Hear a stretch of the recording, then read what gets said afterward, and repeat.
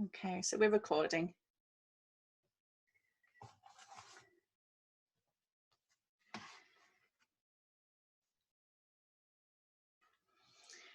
Good morning, everybody. Thank you for joining us once again. Today, the tea of the day is lemon balm. Now, I've chosen this one today because since Christmas, I've been feeling rather nauseous. And apparently it's not just me. So I've got clients coming into the clinic and also feeling this way. They're either being sick or feeling sick. And the sensation clears as the day progresses. But there's this underlying sense of the stomach feeling quite full and in general, not feeling 100%. So this is why lemon balm is amazing. So its other name is Melissa officinalis. And the great thing about this is it's so antibacterial. So if you think of anything with a stomach, you can think that there could be something like Helicobacter pylori. Well, lemon balm is very effective against H. pylori, but actually it's also antiviral, antiprotozoal, and it's something called stomachic. And what that means is it encourages the stomach to work more effectively. And that's because it has quite bitter and astringent compounds in there. So it's pleasant to drink, but you can notice a slight astringency as you're drinking it. It's wonderful in early pregnancy when there's that nausea sensation. But it's also good if you suffer from IBS or intestinal spasms or colic of any kind. It's a really nice one for children. It's great if they're feverish, if they experience mumps, if they've had a reaction to vaccines. Equally, it's also good for menopausal women. So perhaps if they're having flushes or they're feeling more anxious or maybe even feeling a little depressed. It's one of those herbs that's wonderful at calming the heart. So if you're feeling tachycardia or palpitations, it's that type of palpitation that's associated with anxiety. Such a wonderful herb for calming the whole of the nervous system, and it has this wonderful fragrant lemon scented balm. And the Greeks gave it the name honeybee because it's a wonderful healing plant and it's a major restorative. The key words really for this are antispasmodic and sedative, and that those actions really react upon the heart, the nerves, the blood. They help to relax, the two things combined. So let's hope this works at helping some people who are experiencing the effect of nausea. I'm going to certainly be drinking this all day today. Now I'd like to introduce Nicola from Inspire Rewire. And she has this wonderful business. She has started her practice 6 years ago, but her background really is creating space for wellness. And this is festivals, retreats, and other mini events and online courses for health professionals. And this is based on 13 years of training, managing, and setting up training centers across the Middle East and Africa. She was part of the global leadership team, which included training other leadership trainers and learning and development professionals in South Korea. And she was a leader of transformation and change strategy within their organizations. You can see that everything Nicola has had to do involves efficiency and effectiveness combined. And she's going to share some of her tips today because over the last 6 years since starting her wellbeing practice, she has been able to help so many people within this field. She's going to share her tips of running a wellbeing business. So welcome, Nicola. Nice to see you again. Thank you, Gabby. It's lovely to be back. Thank you for having me. Are you still in sunny Spain? I am still here, just a couple of weeks left, I think, and kind of dreading. Return to life. Yeah, I do miss a lot of it as well. So I am looking forward to do you know what? I miss childcare the most. I can appreciate that. Actually, yes, because of course it's every moment of every day right now. Yep. And your daughter is 3? She's 2. Just over 2, yeah. And you've managed to create all these amazing systems and run this business for the last 6 years whilst having such a little girl. That's incredible. Yeah. So, and in the beginning, actually, I had a lot of fatigue and anxiety from actually coming down from that role that you've just explained. I did really love my job and the variety that it had, but I did end up burning myself out, and that's what started my kind of journey into wellness for myself first, and then setting up in business for other people, and now moving forward to help other practitioners. Because I actually know how hard it is Yeah. to set up, and sometimes it can dampen your passion in the beginning because you kind of feel overwhelmed. You're so excited, you've got all these skills behind you, maybe even some experience, maybe a lot of experience, and you're raring to go, and then you just feel like you're getting doors and barriers at each step, and you feel quite isolated from time to time, and then you just think, what do I even start with? What do I need to do? What's priority? Oh, hang on a minute, I've got to do this social media. Oh, wait a second, I need to reply to all these emails. I also need to promote myself somehow, and it just feels a lot, and I really, really get that. And what I want to really say is that it's, first of all, it's step by step. Even the setting up of the systems, it took me a while, even with the background, just to go, right, now it's time to introduce this. But being so organized, that sounds like it came quite naturally to you to have certain systems in place and checklists and to-do lists and this type of organization, so that it became a smooth run for you. Would you say it has always been like that? Yeah, well, I definitely love planning. It's just something that is one of my passions. And it took me quite a long time when I set up to realize that that is what I enjoy doing within the wellness business. So I did quite a few years of one-to-one and supporting people. And then I realized that actually what I really enjoyed was helping other people to do that. So yes, it comes really naturally to me, but I think part of it also is because I've got such a bad memory. So it's Well, like I'm if with I you don't, on that one. and probably a little bit of paranoia that if, I would hate to not get back to somebody. I would Yeah. hate for someone to be left hanging, and because of that, I just thought, as your business grows and you just feel like you can't possibly do everything, and yet you care about people, you start to think, how else can I fix this? How can I maybe automate some of the things that are less personal so that Yes. I can get that personal touch? I found this too, and over 18 years, I've almost been forced to put systems in place because, like you say, if you don't, then things get missed. And when your team expands and it's no longer just you, it's even easier for things to get missed. Yeah, So it's important to have that that's in why. place. Sorry, yeah, I'm interrupting you there. That is why um, systems come in place in the first place. That's why policies come in place. If you think about a massive organisation, like the ones that I've worked with before, and they've got so many policies and people complain, oh my God, there's so much T's and C's and policies and all that. But the bigger things get, the more complicated it gets, that's all. And you think then, in comparison to a completely new company that has no terms and conditions, that has nothing legal or any kind of contractual things, half the time, you start off with the basics and the things that protect you and the people that you're working with, and then things get added. They get added when something happens, when conflict happens. And so initially we freak out and we think, oh my gosh, I just had this really terrible experience. But actually, that is just a little gentle prod to go, okay, now it's time to introduce this. Try not to see it as a bad thing. It's like when, sometimes you go to the most obscure places that have these signs that say, don't touch this, it's hot. And you think, how on earth did somebody get up there and touch that thing that was hot? Like, they must have got a ladder. And you think that is just overkill. But then you think, no, because somebody probably did. Otherwise, nobody would go to the effort to put that thing up there. So, when something happens, all it is a little prompt to go, right, now it's the next stage.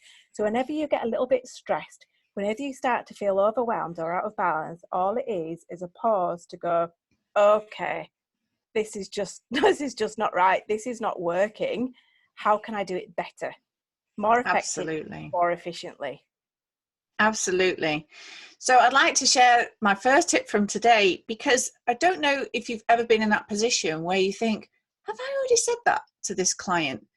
And you end up saying the same things so often, day in, day out, that it becomes so normal for you, you can't remember if you've actually said it. It's a bit like brushing your teeth. You think, did I brush my teeth? Because it's such a habit that you're used to it. And when you have a busy clinic and it's a high turnover of clients, it's easy to think, did I actually pass that bit of information on? So my first tip is actually about creating a template for initial clients. So these are the same things that you seem to say day in, day out. And it's always the typical things like when to drink water, how much water to drink, chewing your food thoroughly, increasing the bitter and sour tastes in order to help their digestion, to start the day setting a good intention for the day and finishing the day with restful activities to promote deep sleep. So these are the bits that, you might need to edit these to relate to the aims that your client is trying to achieve from the treatment. And obviously you might need to adjust any dietary and supplement suggestions. But it's useful to create these templates so that you can cut and paste, basically. I personally have a template for products and a template for tips.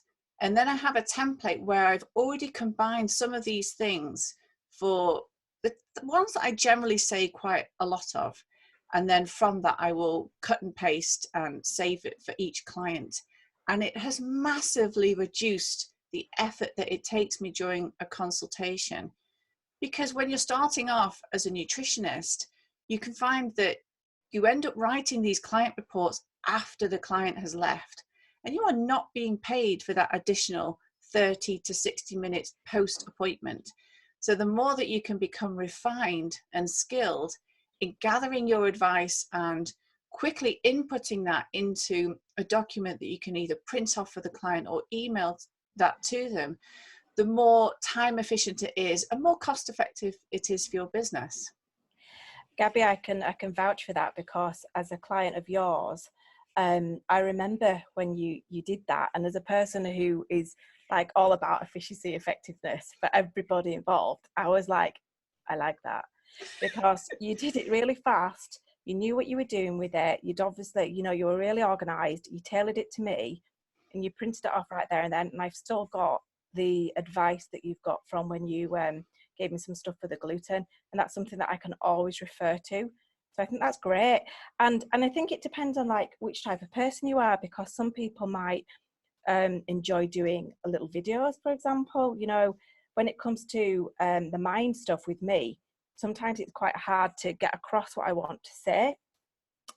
So now and then I might explain to them, let's say, what anxiety is, where it might come from, and a little tip and technique on a video. And some people might just think, no, videos are really not for me. And that's where they can do something else, and that's when blogging comes in.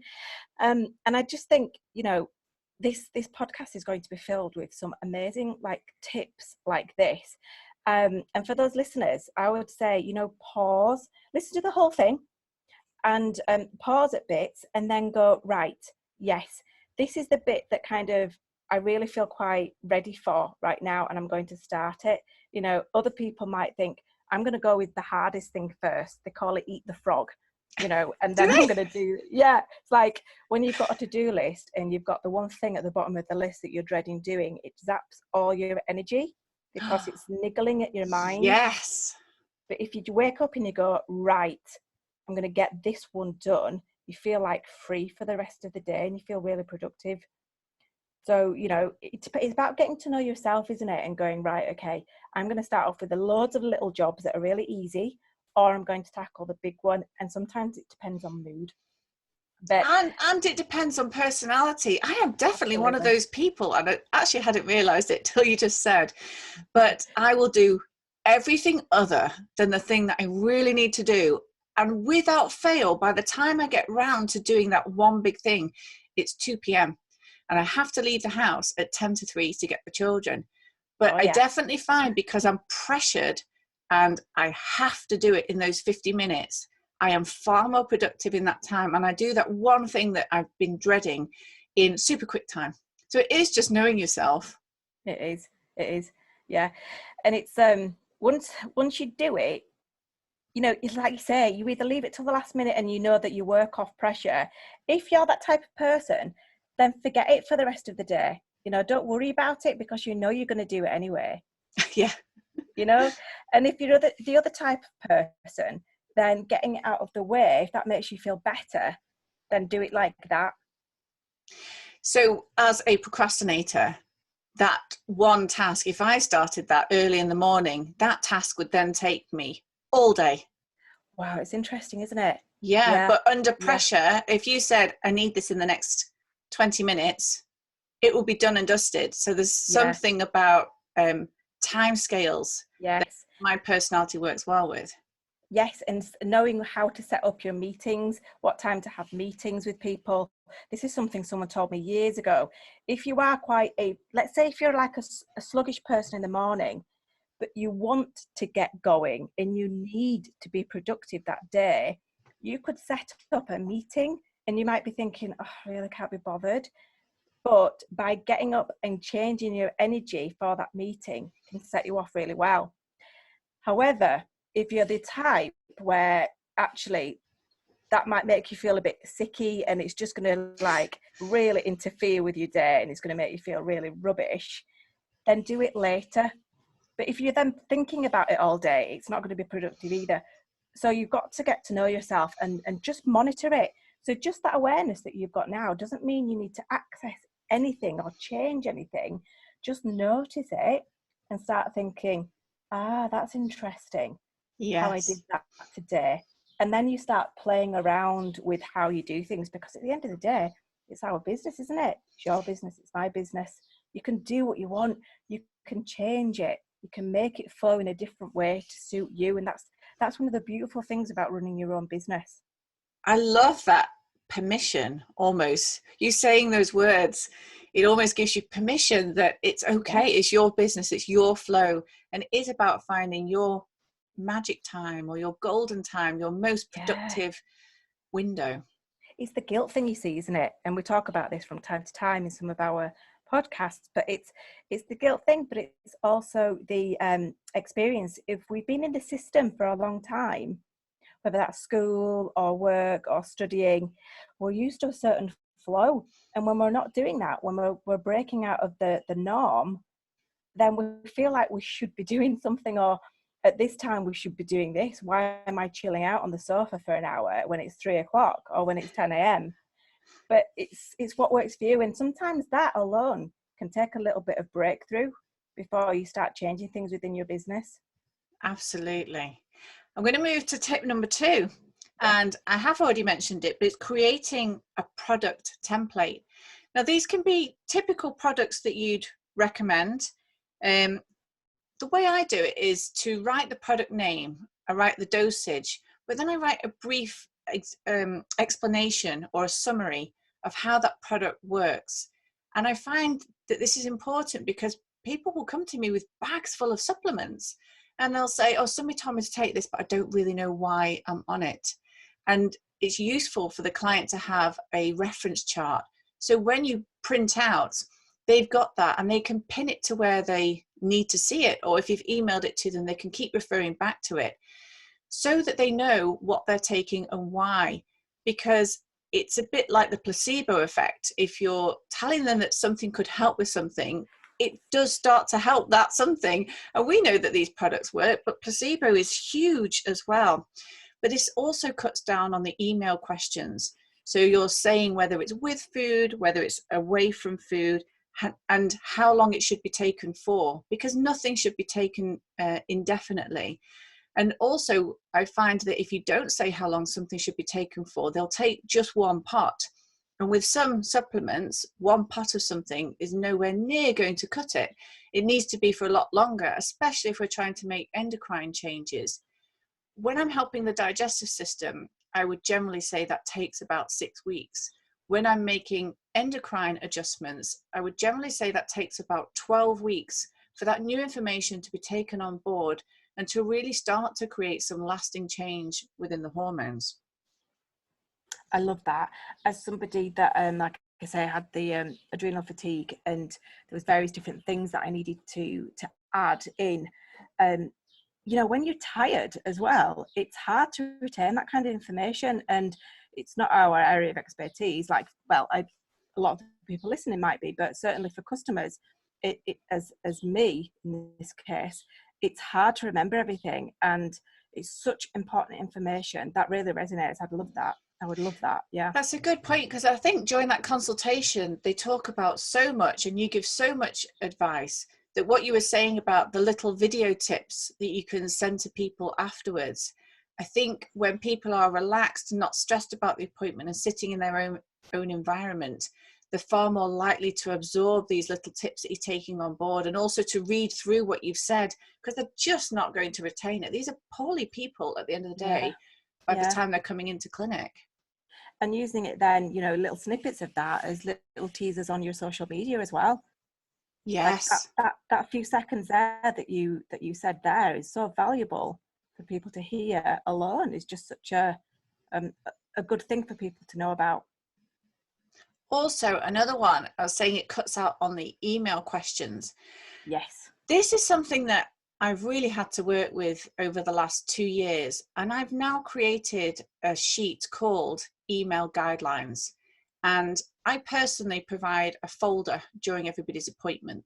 And within that folder are things like the healing crisis, an explanation of how naturopathy works, the expectation of them and the expectation of us. I've got their personal protocol and any other information that's important. But I make an effort to point out one sheet in particular. And I do say, if at the end of the appointment, once you've read through the information, if you have any queries, may I suggest that you read the email guidelines and then get in contact with me. And these email guidelines are 6 pointers, and it helps clients to structure their emails appropriately. I want bullet point questions to the point with the question. And I also suggest how many questions is appropriate and how many times to email me during appointments is classed as appropriate, because anything other than that, I am going to charge them for it. And I think this has been really valuable, and it's helped the client and helped me, because suddenly the emails are very easy to comprehend. They are short and to the point. I can answer the queries sometimes by using my template, so I can cut and paste a response if needs be, so that saves my time.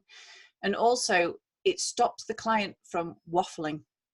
And you do get clients who are emailing constantly, well, can I eat this? Can I eat that? Can I eat this? And it stops that, and it just helps them to really think about what they're trying to say. You might need to point them to additional resources, and that's all fine. I just will end up charging if it's over 2 emails per that 6-week window when I next see them. Yes, because those kind of questions, the answers are so complex and depends on so many different variables that you can't possibly just answer. So it turns into a consultation. I've seen this quite a lot with wellbeing practitioners. It's all about boundaries. And I think it's really difficult as a wellbeing practitioner in life in general, but as wellbeing practitioners, because we want to help. Yes, exactly. It's like, you know, we've been through it as well. You know, we've had our own experiences. We do want to help. But at the end of the day, everybody needs clear instructions. And just as you've said there, like just as much for the client as it is for yourself, because you know what you're doing there. Because anybody in life will push, will go a little bit further, because, you know, an inch and a mile. It's the same with toddlers, isn't it? Absolutely. You know, I love my little one, and I you know, maybe I give her too much affection. That's a whole other debate. But anyway, I give her a lot of love, but at the same time, I have highlighted that I need to be a little bit stricter. It's at that age where she needs to get a boundary set. And it's almost like symbolic of a business, of setting up in your business, because you get to that place where you go, hang on, and you can pick and choose your clients eventually. Yes, you can. I can say to Isla, my little girl's called Isla, no, not this time, Mummy's not playing. Even though, I'll be playing, she needs to know for her personality development that it's not always a yes. So it's the same with our clients. For our sanity, for their sanity, for the best value, and that's what it's all about for the clients. Yeah. Otherwise, you're spending all your time. It means you would have to put your prices up here and there to cover it, and you will end up not enjoying what you're doing. And the other thing is, you do have to access the client's file, read through what you've told them, and formulate a response. That absolutely takes time. And that's fine to do that a couple of times, but not tons of times between appointments. And I imagine it's a little bit like bowling. You know, when you go bowling with a child, in fact, I do this anyway, but you can put the sides up. Yeah. So the ball doesn't go down the dip. It still moves forward, but it gently bounces from the side. And it's a bit like where that client is still moving forward, but we've got that soft boundary there just to, create a little buffer for them, a nice gentle boundary, but it's still going to help them to move forward. I love that. And I think that can be applied to our personal life as well, because, running your own business in the wellbeing industry, sometimes we might have the tendency to be people pleasers, maybe. And it's that, I can talk about myself in that respect too. Once we start practicing having those barriers up on the bowling, is we realize actually it's quite a nice way to be. It's quite a kind of stepping back a little bit on that respect, and letting them take a bit of ownership for their experience in their journey, but you're there when they really need you, and you will respond and you will look at their file. I think that's amazing, because it's not just time, it's headspace, it's energy, getting into somebody else's head, caring about their healing and looking at their complex different symptoms and the complexity of the body, and then giving them an answer is not as simple as a 30 to 60 minute reply, is it? No, I've had burnout twice in the 18 years. So it does force you to create systems and put things in place for your own sanity and own time, really, time boundaries. Another one is if you're using companies like Amrita or the Natural Dispensary or FullScript, whatever it may be, you can pre-fill shopping carts where the information then is already typed in. I mean, I personally have a shop area or a retail area. So when clients come out, I have my Cytoplan, my BioCare, my Nutri-Advanced products. But for people who are only using online ones and not stocking their own, you can still create the product templates within the actual company's website. And actually having that with the conditions that you generally see. So if you're the type of person that always seems to attract clients wanting to lose weight, or you always attract thyroid-based clients, you will know the types of products that you generally would work with. And so creating these templates within the websites means that you've perhaps already got the products, you've already got the dosage and the length of time that you want the people to be on those for before seeing you again. And it is about guiding that client as to, we're doing this for the next X amount of weeks, and then I would like to see you again. And at that appointment, this is what we'll be doing. People love those boundaries and those guidelines. Absolutely. And you feel really nurtured, and you feel like it's that parental bit, isn't it? You're like, right, okay, yeah, that sounds good. And you trust, and it increases your trust actually as a client. So you mentioned before that you will often do little recordings for people. Is there a certain type of software that you're using for that? Dead easy. In fact, you don't need to invest in anything. You can if you want. If you want to make it really professional, there's ways of doing it. There's loads of stuff on YouTube where you can buy like lighting and things like this. Wow. In fact, there's a really good thing doing rounds at the moment, which is which I might get myself actually. It's it's like a glow thing that goes around your laptop or your phone, and you just clip it on and it gives you the perfect lighting. So obviously where I am here, I'm in the shade, it's not that bright, but if I go in the sun, it's too bright. So Yes. it just sort of evens it out. I think that would be a good one, and I don't think it's too expensive. But all I do is I just use my iPhone. I use it on the highest setting. I use, I'll show you here. I use one of these tripods to do a lot of the things so that it's steady. Yeah. So I can get the right distance, because obviously I'm moving my laptop around at the moment because my stand had to be changed because the sun changed. I don't normally do these ones outside, so that's my learning. That's the beauty of being in Spain, isn't it? Yeah, that's it, you see. So a little tripod, you can pick the tripods up for like £5 or £10. And then what I do is, if I want to edit it, certainly on iPhones, you've got iMovie. It's a free app that comes with it, but there's all sorts of free apps that you can do. It's just really simple, and if it doesn't need to look good, you can still have you pressing the button and turning off the button if you want. I tend to just edit that little bit out so it starts with my face, but that's it. Takes 2 seconds. Do it when you're in a really good mood, you know. Yes. Don't do it when you think, oh no. Do it when you're bouncing off the walls, you know, and you're just feeling really good, or you're on a walk and you've just had this philosophical moment. You know, when you start, do it off the cuff like that, because that will come across more naturally. But if you're not that confident to do things, you know, naturally like that, there are things called, I've got an app called Teleprompter, and you can just type in what you want to say, and then as you're looking into the camera, you're reading your own script. Oh, I love that. Is that charged for? No. I'm writing However, that I one. did try to pay for the subtitle version, which it never gave me. So be wary of some of these apps that for the paid version, they'll give you this and that and the other, but they don't always. But if you've typed it out anyway, wouldn't you just use that? Well, you could do. If you were doing it on YouTube, for example, you could then input, but you'd still have to decide which bit, where does it go? But yeah, you could do it like that as that's well. a good point. And also, if you don't feel that confident, you can kind of hide behind a screen. I know personally, I would record a video description of a lab test, because some people want their lab test results there and then, and it's not always possible for them to fit in with you. So you could either record using Loom or Zoom, and if you're not comfortable showing your face, you could show the screen and show them around their lab results and what you're seeing and what you're interpreting. Or you can do it from a sample report, so that you're showing them what you're seeing, what it can mean, but that they'll still need to come in for an appointment to go through their personal report. And it just means that people can look through their own results and formulate questions in advance of the appointment with you, which can be incredibly helpful.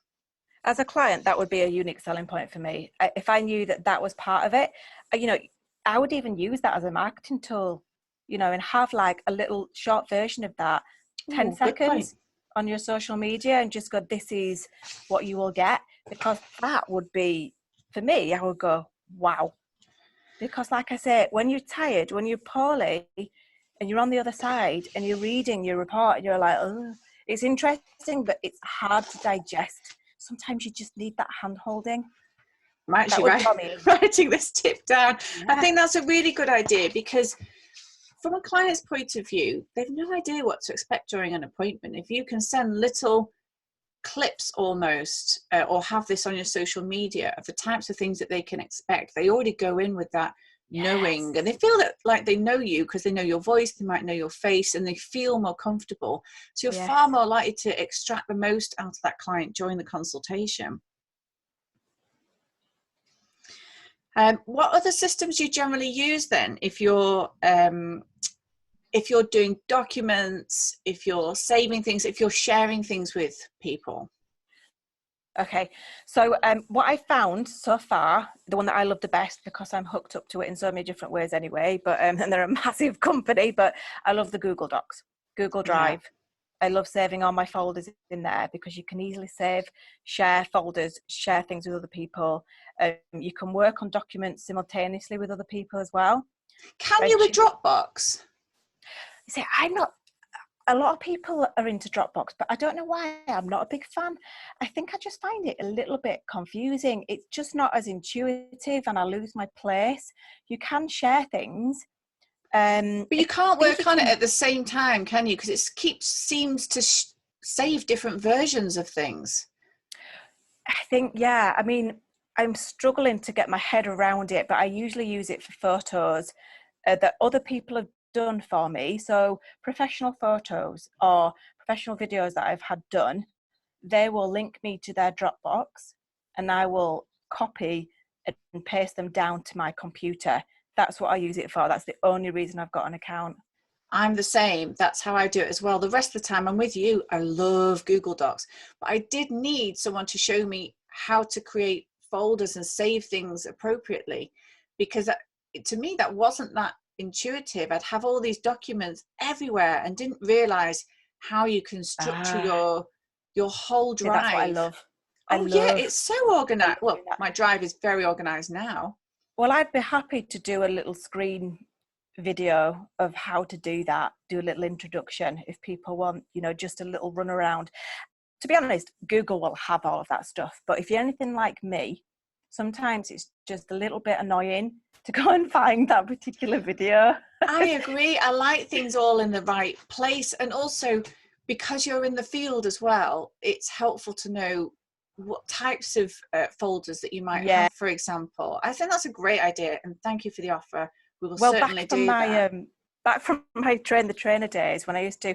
So we would design content, right? A to Z, from A to Z, we design the content and we deliver it, practice it, and then we would formulate a whole, what would you call it? A folder for the new trainers to take all of that and deliver it out to their country. So in order for us to do that, we had to give them guides, we had to give them lesson plans, similar to probably what you're used to doing. And we'd have this checklist. And then what I would do is I would save the folders within folders. So these are all your printouts. These are all your checklists. This is your PowerPoint presentation. This is your folder for your videos. And I'd love to do that because I really like to make things as simple and easy for people who are not that naturally organised. I think that's perfect. And the nice thing about it is you can get a shareable link where people view that only. You can either have an actual document or have it as a PDF, share that link to your client. So for example, if you want to give some blood sugar tips, you could have a folder, and within that folder, you might have a 7-day eating plan. You might have blood sugar guidelines. You might Yeah. have healthy snacks for the next 14 days. And within that folder, they would have access to all of those things, which helps to keep your client on track. I think it's brilliant. And you know what I'm thinking now, with that in mind, for what you and your practitioners and students will be doing with all that information that they need to share, is potentially have just one document that's got all the links to all those different folders and the title of that folder, and then you don't have to keep going into your drive, copy and pasting or sharing. You can just take that link and drop it in. Here, That's see this link. exactly what we do. We call it our assets sheet. Right. And within there are all the links to the relevant videos, documents that are important, so you're not searching for things. That's another amazing time-saving tip. Thank you for that one. Yeah, that's brilliant. So I do that. That's what I do for my documents. Then I have, so there's various platforms that I use, but I'm not sure it's kind of linked into what we're talking about today, such as Meetup, Eventbrite, Facebook, LinkedIn, MailChimp. Okay, so I'm just looking at the ones that are a little bit more about automation and making things quicker and easier. Yeah. MailChimp is a nice way to send out your newsletters or your special offers and things like this. That's a free service, isn't it? It's free, and I think it's free, so you get, I think, 3 different audiences that you can send it to. So for example, in what I do, let's say I've got a lot of people that are really interested in retreats, but they're not so much interested in, I don't know, the online stuff. They want to do the physical stuff. So you can tag your audience. So when you're creating your audience, you know, of course, following the GDPR rules and everything else, but your database of your customers, then you can tag people into what they want to receive information about. So you can target people better instead of doing like a general sweep email. You can still do a general one every so often, so they get to see the other things that you're doing. But you can set MailChimp up for when you go to your website and you see a thing come up saying subscribe to me, and that's what you'll probably do as a practitioner. You can have the first page of MailChimp actually have options to tick yes to retreats, yes to festivals, yes to online stuff, you know, yes to all of the above, or they can just pick one thing. So that's a nice, easy way of getting people in. But if they're already in your system, you can tag them to things and you can send them an email saying, we're just making sure that we're tailoring things specifically to you personally. Please let us know which ones you'd like. And then you don't feel like you're spamming people with stuff that they're not interested in, and they're not unsubscribing to stuff because, you know, they can unsubscribe to something specific rather than your whole newsletter. That's a really good idea for a practitioner that perhaps hasn't quite settled on what their niche is yet. Yes. So they've started their website, they've tried to start a clinic, and they're perhaps seeing different types of people whilst they're finding what works for them. And if it could be weight loss, hormones, gut, and then you can tailor the type of audience that you're working with. I think it's a whole conversation in itself, actually, about email sequences that perhaps come from that. Like, what are you saying to these people that you're trying to target? That's definitely a whole conversation, but I like the idea where you can start to see what type of client you're perhaps attracting most by looking at your signups. Yeah, I think that's yeah, great for insights. Again, it's I just want to remind everyone listening, it's like all these different things do take time, and so try not to pressure yourself to get all of these things in place. It can take years.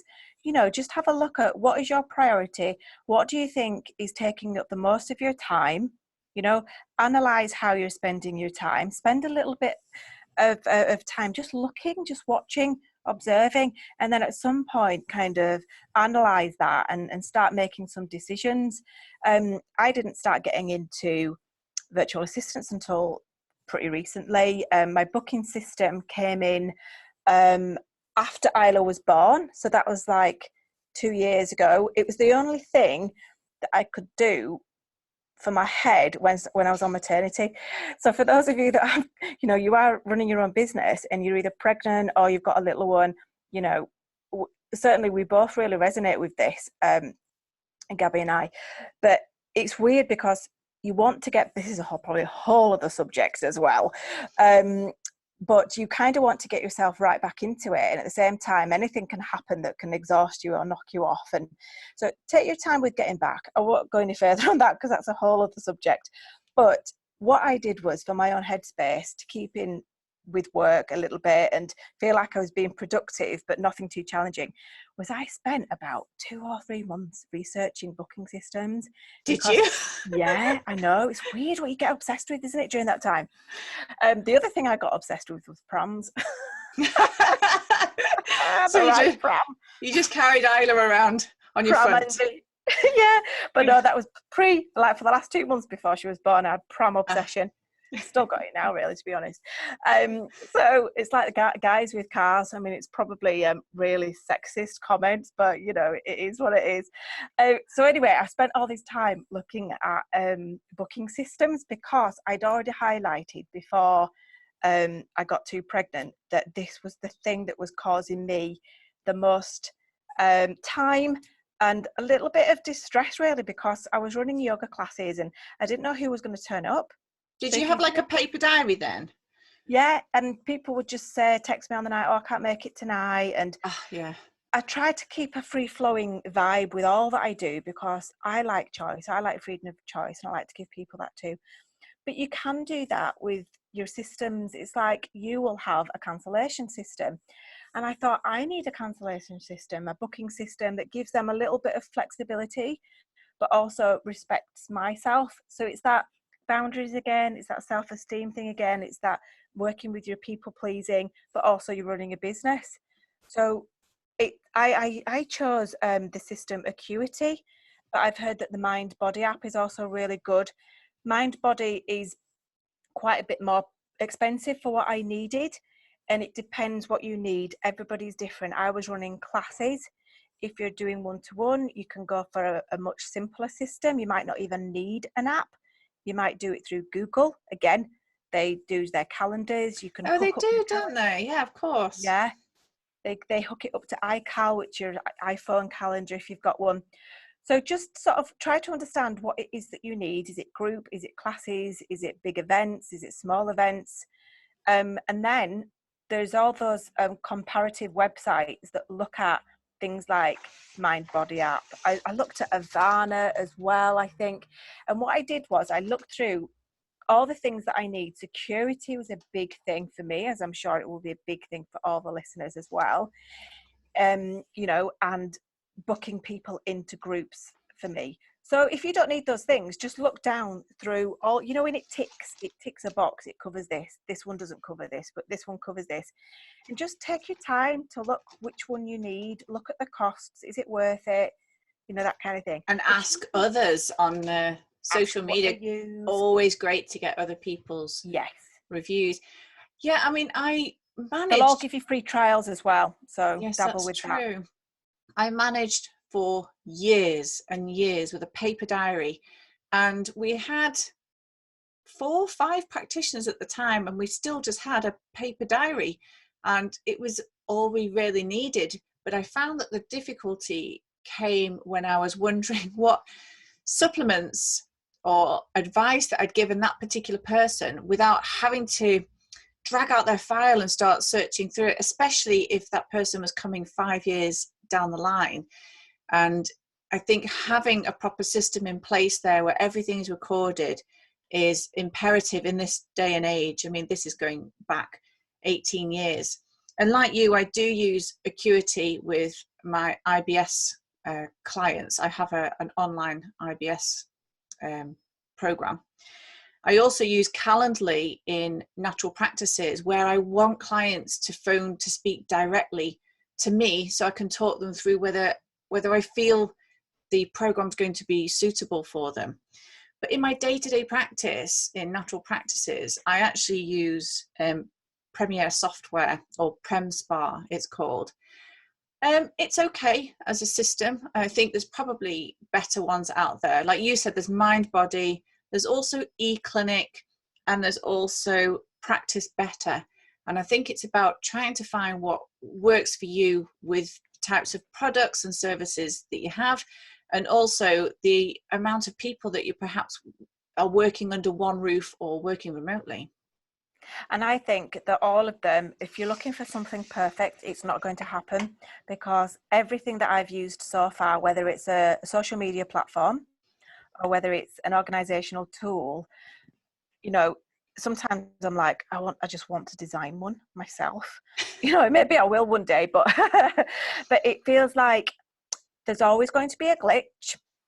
There's always going to be imperfections of the system. There's always going to be people that struggle with how to use it. There's always going to be those people as well that are just not good with technology. And so when they're booking an appointment, they're going to need hand holding through that. You might need to create a document with screen prints that shows them what to press and when. You know, even if you make it as simple as possible, remember there's certain age groups as well that will be less familiar. I kind of have a policy in place where I'm quite flexible in that. You know, I would get some people coming to do yoga that would be in their 70s or 80s and not used to it. Having said that, some of them were whizzes at that age, but you know, some younger ones were not. So it's just about looking at the person and just seeing, is it because, this is a good question, is it because they can't be bothered using the system and they want to get out from the cancellation? Or is it a genuine, no, I'm really struggling with this and I don't want to kind of, this is what I've done on my festival. The booking is online. However, to book into an actual workshop on the festival or to book their lunch is on the day, because I don't want to exclude people, whether it's a disability or whether it's unfamiliar with technology, to miss out. I love that. Very all-inclusive. Yeah, you know, we've got to remember that some people simply, there might be a dyslexia issue, or there might be blind but not using braille or not using systems in that way. You know, there's all sorts of different things to think about when it comes to that. So there's always going to be an imperfect system, and making a little bit of a buffer and flexibility for the unique people that might need a little bit of extra support. And is this information on your Train the Trainer program? Little All tips this is, like this are just genius. yeah, there's all sorts. I mean, I did it for years. It goes through, like I said, the A to Z of running a workshop, of running an event, of running a retreat, or running an online course. It's like there's a process that you go through. You can even look into it yourself. It's called instructional system design. It's one form of this. There's other ways to approach it. ISD. And they break it down into a model called ADDIE, ADDIE, and that stands for analysis, design, development, implementation, and evaluation. Analysis is 50%, and that goes for anything. It's like the 80-20 rule. It goes for anything. So analysis of even what system you want to use is half the job. So on the online trainings, it's little snippets, because somebody might be a real whiz at delivering a talk and don't need any public speaking skills training. Somebody else might be really good at organisation and don't need anything around Excel or using Google to its max. Somebody might need it all. So they're in snippets. I've done quite a lot over the years of face-to-face, but that means trying to cover everything in 3 days, and there's so much stuff you might not need it all. You might not need it all right now. So it's just about selecting, right, I need an hour of this. I actually just need this right now. So all those will be broken down into specific elements at a real reasonable price, because it's just about making it more accessible to people. I love the fact that we don't know what we don't know, and having these conversations really opens up a whole new world of things to start looking into, to find out what's right for you, what's right for the direction you want to go with your practice. I love these chats, Nicola. Thank you so much for sharing your tips today, and I will try and put links into some of the things that we've talked about, because we've obviously covered an awful lot, and hopefully people have been taking some notes. Is there anything you want to add as a genius last tip for anybody? Maybe not a genius last tip, but it's something that was on my mind when you mentioned about booking systems. I would say, listening to what you said about resetting up after, when it was 18 years ago, because before you said that, I was thinking about the NHS when they moved to electronic. And I remember speaking to people that were in it and kind of panicking, because there was so much stuff that needed to be done and a whole new way of doing it. So maybe that is one of the things you start thinking about first. I said, let's go baby steps, but to save yourself a lot of time and heartache later, maybe it's just something you start, even if you just use an Excel spreadsheet and a tab per client that you can copy and paste, or a document that you can copy and paste that's not handwritten. It'll be easier to copy and paste into a new system as you go along. I'm happy to talk about VA stuff in the future. That might be at the right time for some of you. It might be later down the line. But that's a trust thing as well, and a letting go of control, and that gets deeper into your own emotions of setting up and running your business, which can be a roller coaster. So yes. We'll definitely talk about virtual assistants, but it probably does require its own podcast, because there's so much to that. But a lot of it does involve the right systems being set up from the start, so that you're not repeating yourself a million times, and so that everybody understands the structure that you like to work from. Don't run ahead, because it's with the VA one, just last one on that one, is that you sometimes have to put that little bit of extra work in to get the knowledge on what you're talking about. You don't need to be an expert, but just so that you know what you're asking for when you're outsourcing to other people. Yes, so there's clarity, a bit like our email guidelines. You just need to have clarity so everybody knows where they're up to. Yeah. That's Thank it. you so much for your time today. As Thank ever, you, how do guys. people get hold of you, please? My new website has been launched this week. Very exciting. Congratulations. Thank you. It's www.inspire-rewire.com. Wonderful. Everything's in there. Oh, that's great. And actually, I looked through your new website yesterday, and it's wonderful to have a look around there. And there is so much information on there, and I love the way that you've structured it. It's clear to read. You know, for the end user, I think it's amazing. Those Fabulous. pictures are all my lovely yogi ladies as well. So real people. Lots of things.